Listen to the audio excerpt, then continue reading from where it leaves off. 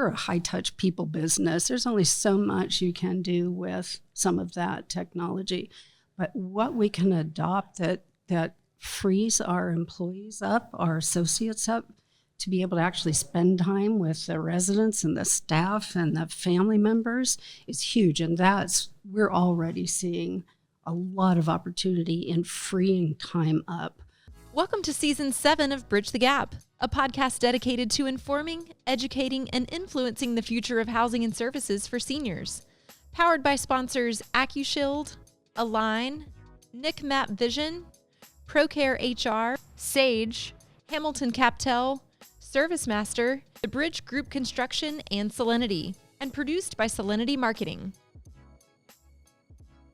Welcome to Bridge the Gap Podcast, the senior living podcast with Josh and Lucas. We're here in beautiful Dana Point at the ASHA summer meeting, and we have some amazing guests today. We really want to welcome Jennifer Prado. You're the executive director at Senior Housing Relief for Elders, also known as SHORE. And of course, we have Sue Farrow, founder of Integral Senior Living. Welcome to the program, ladies. Thank you. Thank you for having us. Well, the listeners are really in for a treat today because we had a great pre-podcast conversation. We're going to be talking about a couple of different things, and who knows, Josh may chase some rabbits, as you say. We may go down a different trail, but we're going to talk to Sue about some history of the industry and get your background and your thoughts on kind of where we've come. And I'd also, if we have time, I want to talk about where we're going. I'd love your perspective there. Sure. And then we're also going to talk about your not-for-profit SHORE. So Sue, starting with you, how did you start? Where was the first start for you? I wonder if I should tell the whole story. Yes, you should. Okay. It was 1975. I had just moved to San Diego. I was an accountant, and I was looking for a job. And I had a couple offers come in. One was from a young attorney who had a small office. I was single. I was pretty good looking at the time. And I had this sense that there might have been more expected from that position. So luckily, or divinely, I should say, the other offer was from Danny Campbell, and with Camley Retirement. And he had opened up an office in San Diego. They're originally out of Wenatchee, Washington. And so I took the job. It was less money than the attorney, but I took the job. And Danny is amazing. Danny still lives here in San Diego with his wife. Danny loved the art of the deal. And his dad, Carl, is the one really that had the passion for seniors. And I'll tell a little story about kind of how the industry got started back in Carl's day. But Danny loved the art of the deal. He didn't so much love operations. And so in the middle of my doing financial statements and all the rest of it, he's like, would you call those administrators over there in Phoenix and talk to them about this or that? And I was like, sure.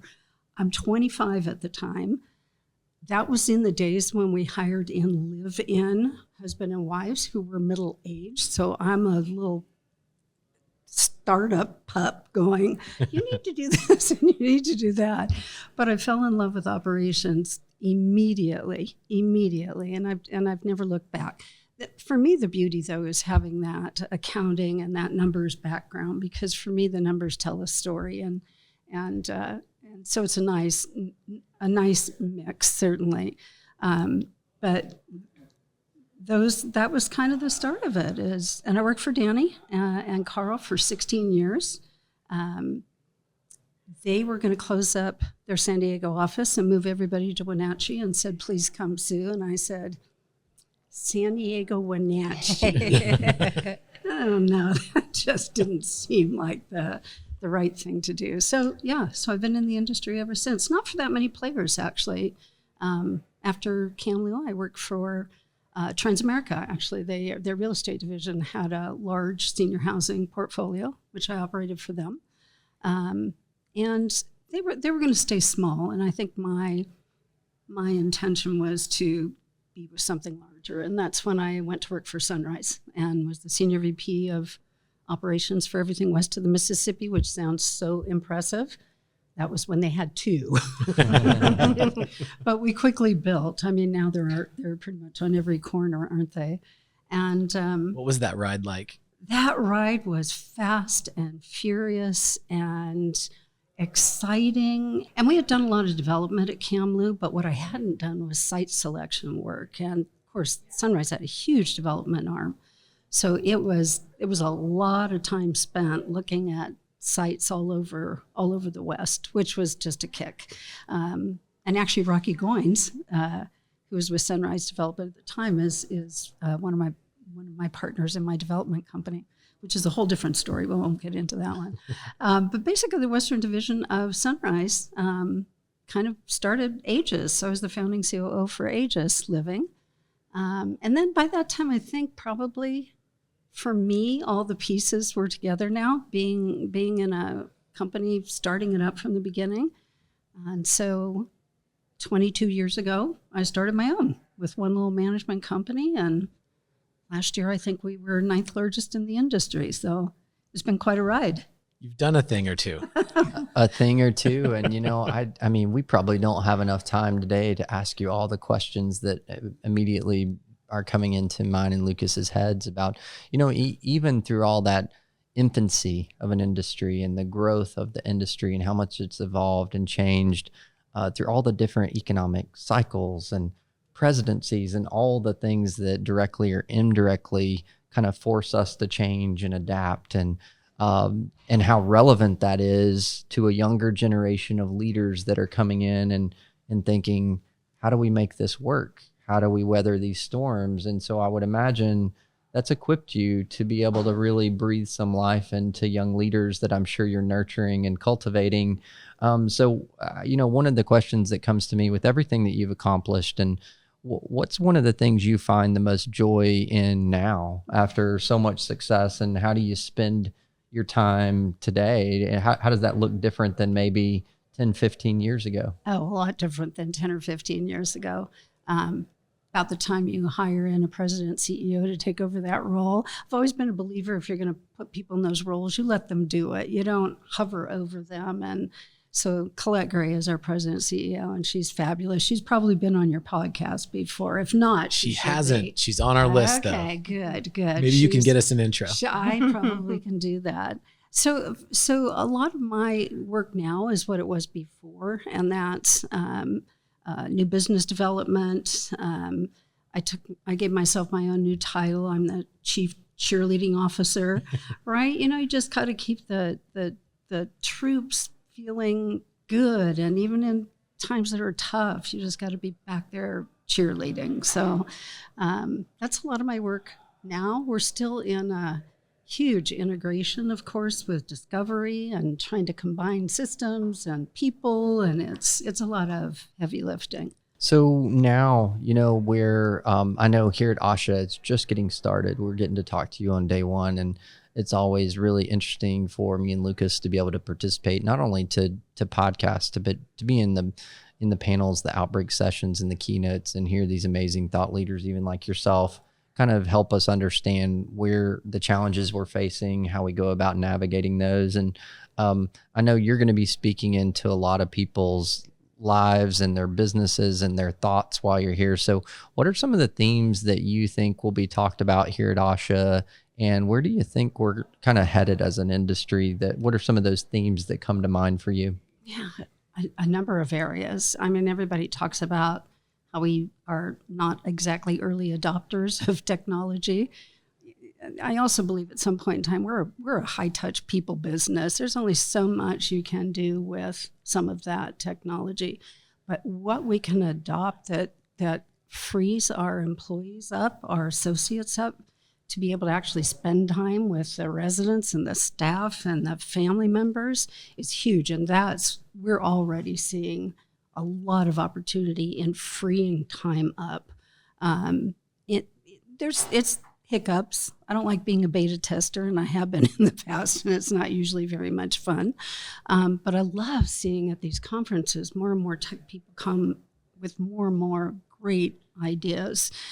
So it's certainly it'd be interesting if we're sitting here 10 years from now and seeing really how technology has changed us. And I think the opportunity is certainly there.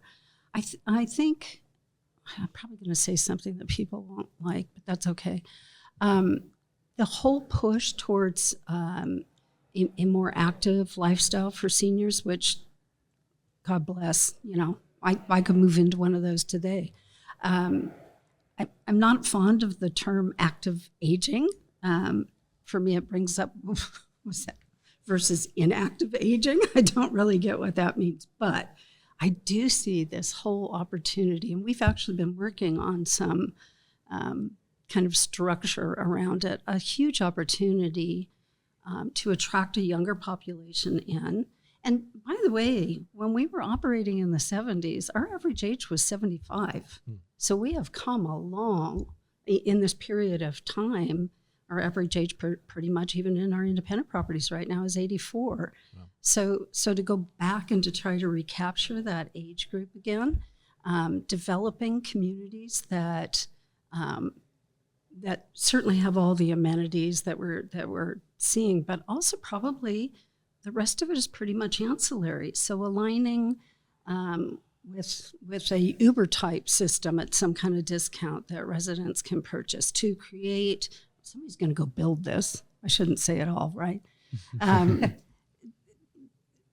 Creating a whole office executive suite kind of situation that's manned so that our folks that are still working have an office to go to.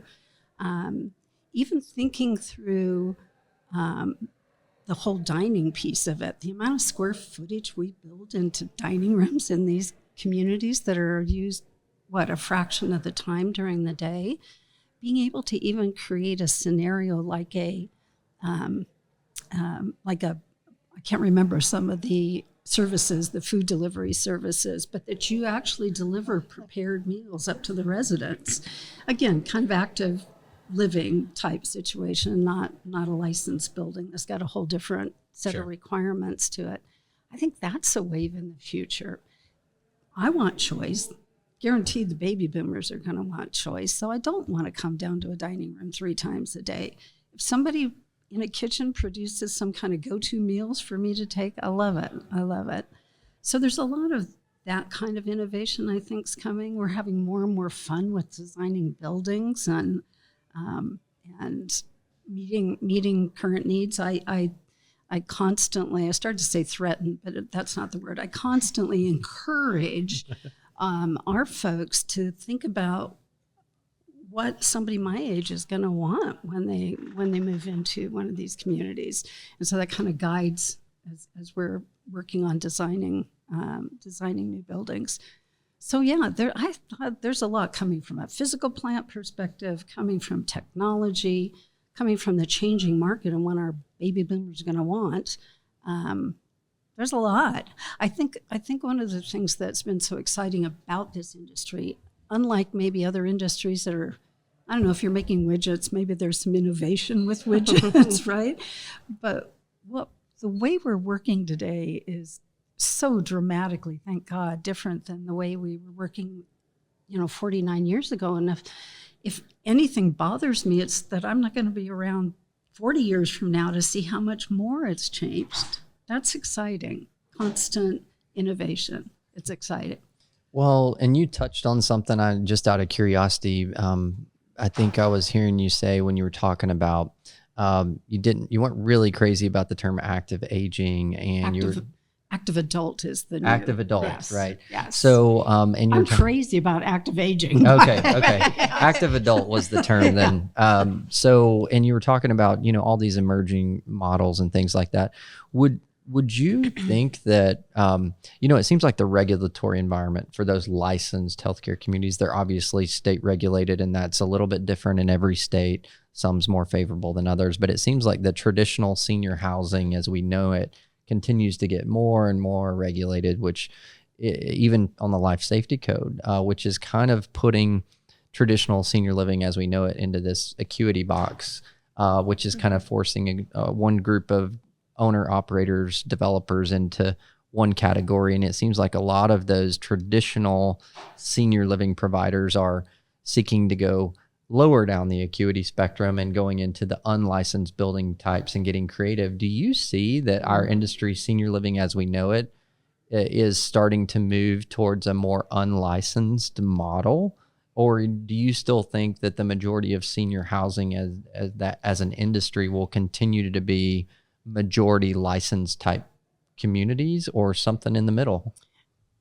There's always going to be a place for licensed communities. You know, if you're in an unlicensed independent community, you really can only go so far with home health or allowing in private duty aids and not really having control over those various folks.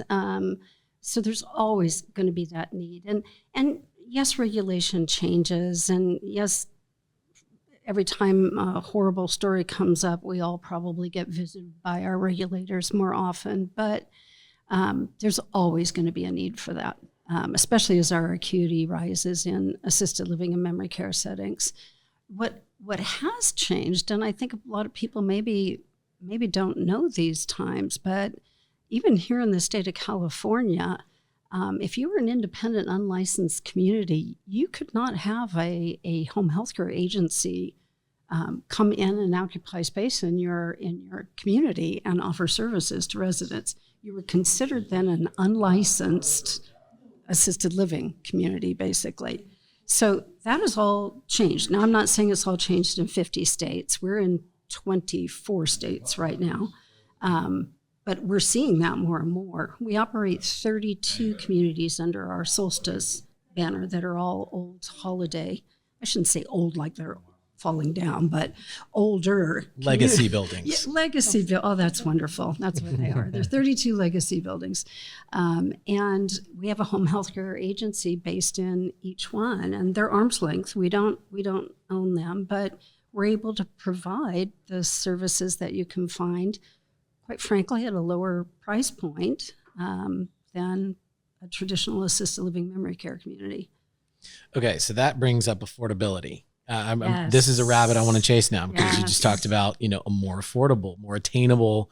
So we have, and I'm sure you've been hearing this, the older adults, they're coming. This demographic is coming. I've been at this for 15 years, and for 15 years I've heard they're coming. Get ready, they're coming. It seems like now they really are. Am I right? Over the next 5-10 years, They're probably dribbling in.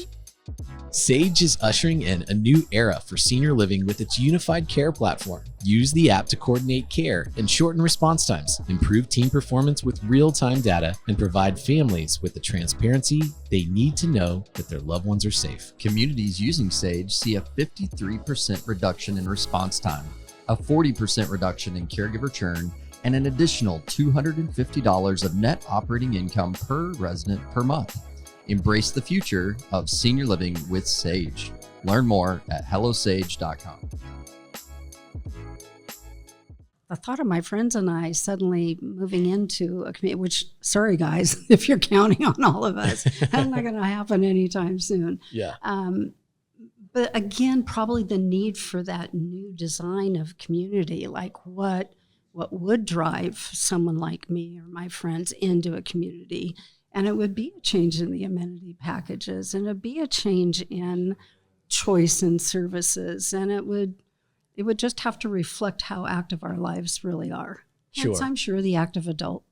Okay. So there's that piece, right? So what about a whole group, a population and demographic that, look, they just don't have the savings, but they still want, a great place to live out their years? Is there, and I've heard many people on all of these panels that we go to, it just doesn't seem like anybody's really cracked that egg on affordability, and maybe technology is the thing to come in and change that or streamline that, or there's an arbitrage there somewhere. I'm not sure, but I'd love to get your thoughts on next 5-10 years. Who can build an affordable place for people to live and win at that? Yeah.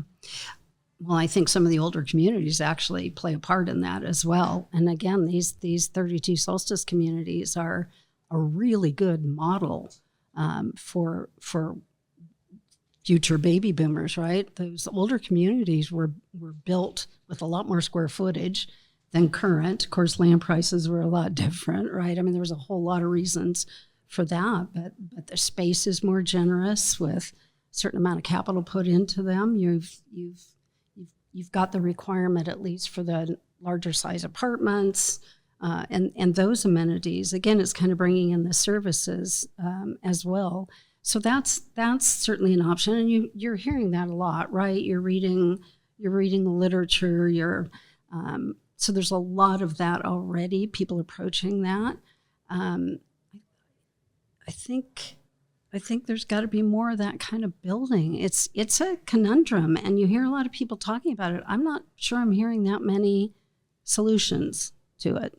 But hence SURE, which I know we're going to talk about, and that's the whole point of the nonprofit, is that whole group of people that's not going to be able to afford what we know is an amazing lifestyle and quality and prolongs life. And so I think there's going to be other ways around that. And I think we've got to convince, push, embarrass, whatever we need to do with various agencies to start to subsidize. We're seeing it with the VA a little bit right now. The willingness to look at subsidizing veterans in assisted living communities outside of the veterans communities. More needs to be done. We see the Medicaid waiver program in many, many states we operate in, but the reimbursement rate is not enough to cover the cost of doing business. And that's a misnomer, I think, for the public. I think people think there's a lot of people out there making a lot of money off of these communities. And it's a very expensive business to run, and certainly gets more and more expensive as minimum wage rises and food costs and all the rest of it.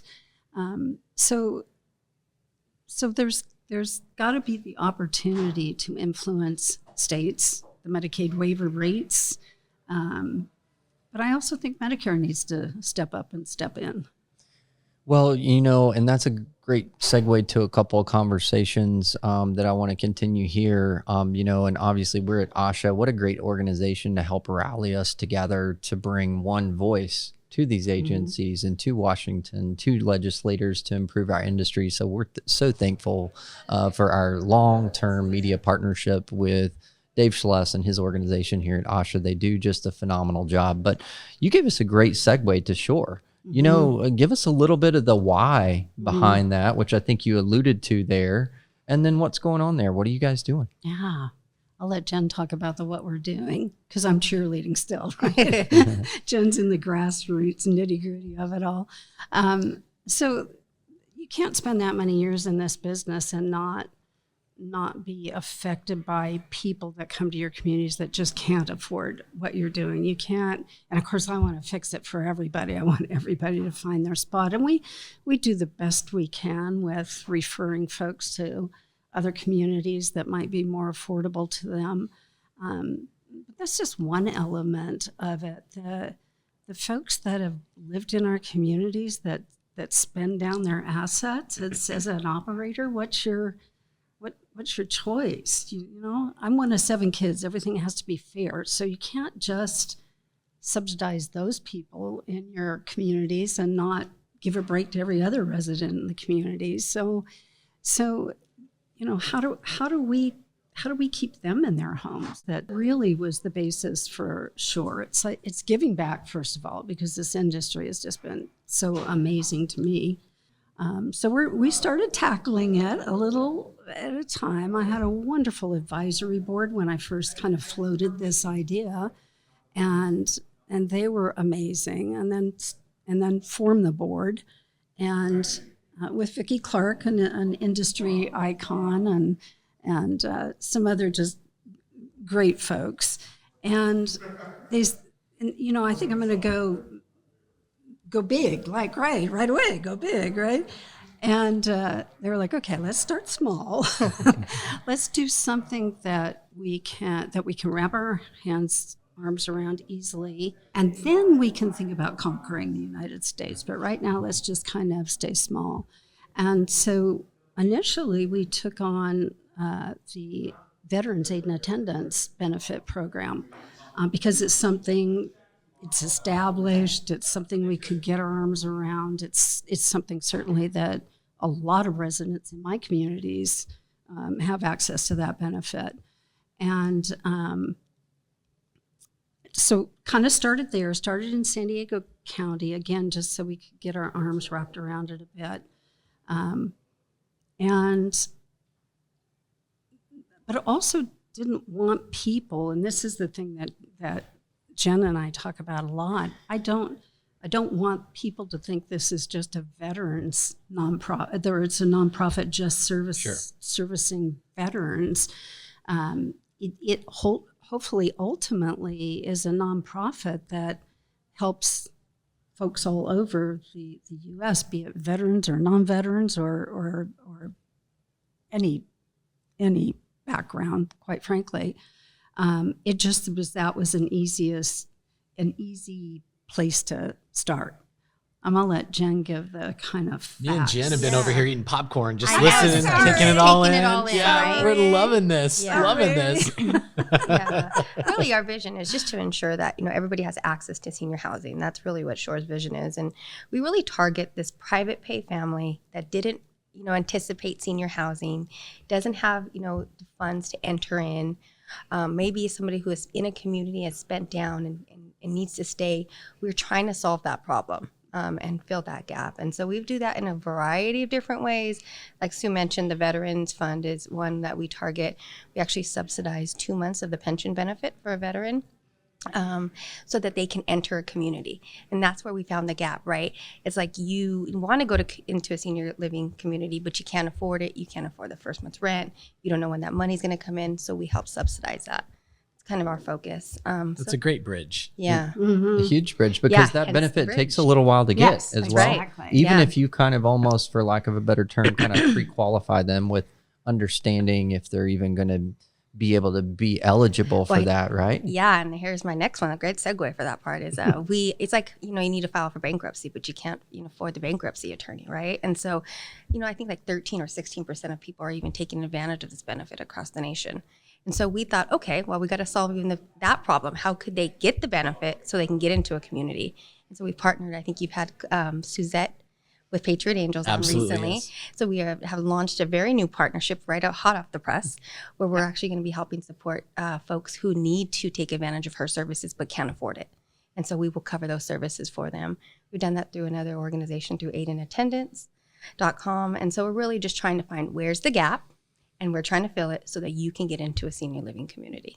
Wow. That's great. It's such a great service and great benefit. And, I think that's why, and we so appreciate you all getting on the show and sharing this. This is because this is not a problem, I don't think, that any one provider or one organization necessarily, or one person, one great leader is going to fix. It's a catalyst, right? Yes, to rally 100%. everyone together. And great meetings like this and a podcast is a great way to talk about that, because people need to come alongside what you're doing 100%. and join that, because it's always better together, and we can accomplish so much more than what we could just kind of off trying to do our own little things, right? Yeah, and I've had so many conversations with operators like, you're doing what? You're giving money? I'm like, yes, we're trying to help these private pay seniors who didn't anticipate this get into your communities, because they can't without our help right now.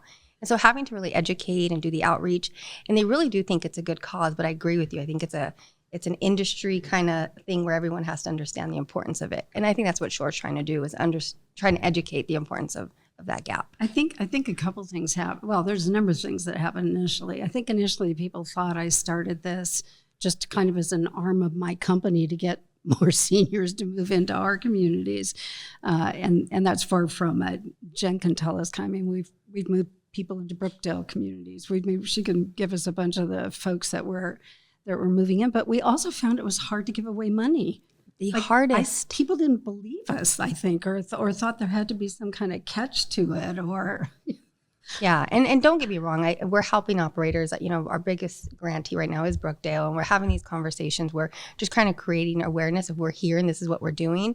But there are operators who are doing philanthropic work, and so let us be a partner with you, and let us help your future residents, but also help us do this work for years to come. Yeah, well, and I've heard of operators out there that see the same problem, right? I think none of us are ignorant to many of those challenges and problems, but it's like, how do you tackle it? And I've seen operators doing creative things of trying to they expose themselves to some of the risk and say, okay, well, we think you're eligible. Maybe we'll write a promissory note or something to try to bridge the gap to allow you the runway, but then sometimes that maybe comes back on them, or their ownership structures won't allow them to do that. So it's challenging, even if you want to. It is. It's a risk. And so this is also trying to help mitigate the risk for those communities, because, I mean, even in communities in my company, if somebody moves in and looks like the veteran's going to get those benefits, could be 60 to 90 days for those to kick in, you really are anticipating that retroactive check is going to come if that veteran has to go on to a higher level of care and leaves prior to that 90 days, or heaven forbid passes away, or just moves out by their own desire. That community is out that amount of money that they've basically subsidized that veteran. So it helps mitigate the risk for those communities. Yeah. And if they have the problem, they have somebody that's there is spent down, we want to be the call they make to allow somebody to stay for an extended amount of months. If we can't solve the big problems, but we're trying to solve the little ones little by little. So that's meaningful. So what does SHORE need today? Like what's the goal over the next, year, 2 years, 5 years? What does SHORE need? I need podcast opportunities like this. Great. Good. Check. No, definitely. It's just creating awareness that we're there. We are your partners to do the work that you're trying to do, get residents in, keep residents in. I definitely just think it's understanding that you're going to work shoulder to shoulder with us to do this work for years to come, whatever that may look like. Opportunities to speak to this, opportunities to advocate for policy change. At some point, we would love to do that in the future, so that these Medicaid waiver programs could help more. We have a lot of dreams, huh, Sue? Yes, big ones. Big ones. But we're small fish still, and trying to get our name out and and talk about the good work we're doing. So this allows me to do that. Well, Lucas, what an awesome podcast and story. We've just scratched at the surface, but a pioneer in the industry continues to pioneer in the industry. Yeah. And it's so cool to see this being formed. And, Bridge the Gap is lucky to be able to share stories like this. And we hope our audience will connect. It's such a great resource. It is. So for our listeners out there, if you enjoyed this conversation, we would invite you to be a part of it. You can scroll down into your podcast notes right there. We're going to have connections to SHORE and to Jennifer and Sue and all of her companies, and you can connect with them there. Go to btgvoice.com, connect on this content and so much more. Catch us on LinkedIn, be a part of the conversation. Sue, Jennifer, thank you so much for your time today. You guys, this is great. Yeah, it is. I do kind of feel like I'm in your living room a little bit. There we go. Yes. Thank you both. It was a great conversation. I learned a lot, enjoyed it. All right, Josh, this is our sign off here at ASHA, a podcast down and so many more to go. Thanks to all of our listeners for listening to another great episode of Bridge the Gap. Thanks for listening to Bridge the Gap podcast with Josh and Lucas. Connect with the BTG Network team and use your voice to influence the industry by connecting with us at btgvoice.com.